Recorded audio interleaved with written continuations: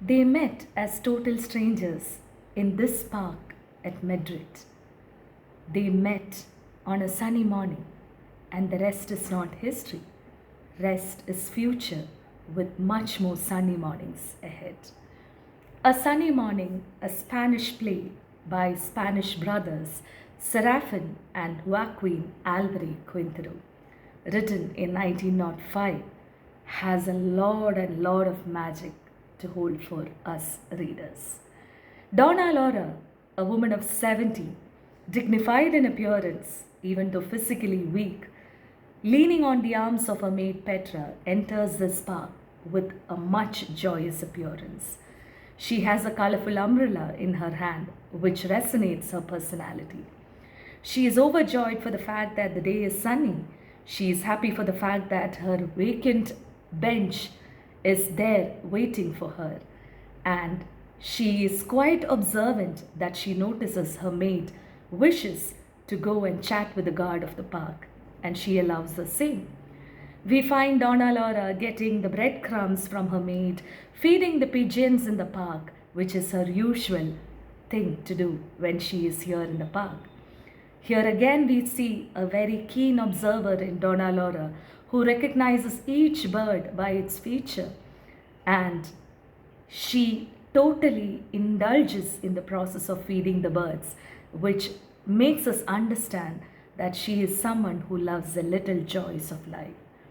The tone of the play has a sudden shift when we see the gouty, impatient Don Gonzalo entering the park, entering the scene, leaning on the arms of his servant Juanito. He is extremely opposite to the character of Laura. He comes complaining about someone, and he asks the servant that he needs a bench for himself. When the servant says that he could sit in the same bench as Donna Laura sits, he says, "No, I want a bench for myself." We get a character of Don Gonzalo as a person who wants to be for himself, be within himself, and he is asking the servant to chase the three priests who are sitting in the usual bench he sits in this park.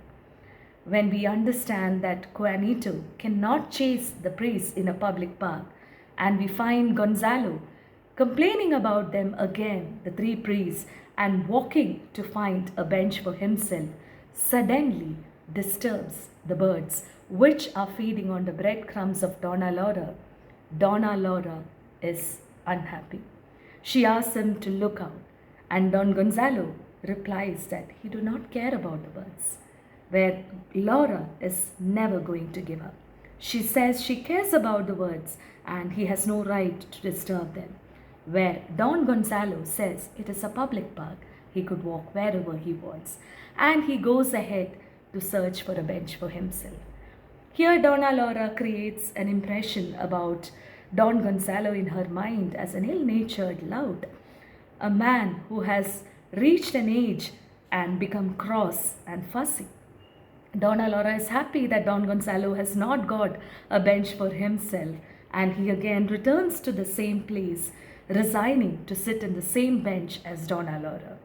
When Don Gonzalo greets her with a good morning, Donna Laura replies, "Why are you sitting here with my permission?" And Don Gonzalo says, "I can sit anywhere. This is a public park." Donna Laura picks up this statement and says to him, "Then why do you complain about the priest sitting on that bench if it is a public park?" Don Gonzalo evades her and tells her that they haven't met before and he do not want to continue a conversation with her. Donna Laura immediately finds Don Gonzalo taking his handkerchief to wipe off the dust from his shoes, which she picks up, and she asks, "Do you use your handkerchief as your shoe brush?" Don Gonzalo says, "Why not?" Donna Laura again asks him, "Do you use your shoe brush as your handkerchief?" Don Gonzalo asks her, "What right do you have to criticize my actions?" Donna Laura says, "I have a neighbor's right." Don Gonzalo, totally disinterested and couldn't reply to these words of Laura, again says to her that he do not want to continue a conversation with her and tries to read a book which he picks from his servant Juanito. As Don Gonzalo wears his glasses and takes a reading glass from his pocket and adjusts both the glasses to read the book, Donna Laura picks up that and again tries to make fun of Gonzalo, saying that I thought you were taking out the telescope. Don Gonzalo is now insulted by the fact that Donna Laura tries to pick up on his eyesight, and he tries to prove that he has a keen eyesight, saying that he goes for hunting in Aravaca with his dog and gun, and also he has a wild boar's head in his study, which proves that he hunts. Donna Laura never believes this, and she says he just kills time. He doesn't kill anyone. And Donna Laura even says that she has a tiger skin in her boudoir. That doesn't mean that she goes for hunting. Don Gonzalo again do not have a reply to Donna Laura and decides to read the book without answering to her. Here we find Donna Laura trying to pick up a fight one after the other because Don Gonzalo has indeed disturbed the birds which were feeding on her breadcrumbs. Donna Laura is not a woman who will give up because Don Gonzalo says that I do not want to talk to her. And now when Don Gonzalo decides to read the book, he even decides to take a pinch of snuff from the snuff box he carries. As a matter of courtesy, he offers it to Donna Laura and asks if she would have some. Donna Laura says, of course, if it is a good one. And Don Gonzalo says it is one of the finest snuff box or snuff which she carries. Donna Laura takes a pinch of snuff and immediately she feels that it clears her head. As she openly says it, Don Gonzalo also agrees to the same. The very first time we see Donna Laura and Don Gonzalo at the same pace. And then they discuss whether they sneeze after taking snuff. And both of them says that they sneeze thrice. And now both of them wait for the sneezes and they alternately sneeze thrice, one after the other.